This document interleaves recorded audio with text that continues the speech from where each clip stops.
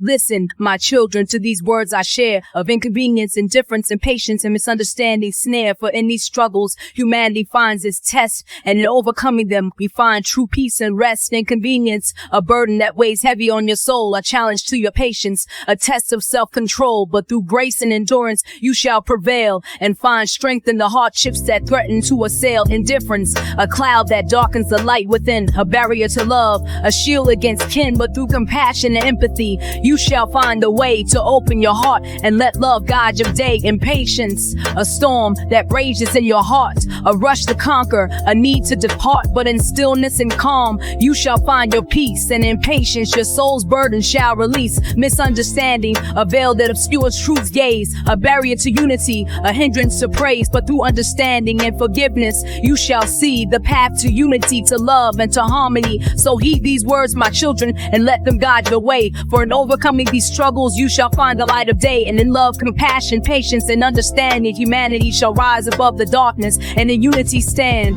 On the man's last day, as he stood alone, facing the crowd that had made his heart groan, he looked them in the eye, his voice clear and strong, and spoke of a future where justice belongs. I may be gone, but my message will live in the hearts of those who are willing to give. For there will come a day when someone like me will speak their truth boldly for all to see. He warned them of a challenge that lay ahead, of a time when their hearts would be put to test. They would have to listen, to open their minds, to embrace the new, to leave the old behind. As he spoke his final words, a sense of peace filled the air. He knew his message would endure beyond despair, for the spirit of truth and love cannot be restrained. It will rise again in a new form, unchained. And so the man's legacy lived on in hearts and in minds, his message of love to future generations intertwined. For in a world that resists the message of change, it's those who speak from their hearts that will truly rearrange.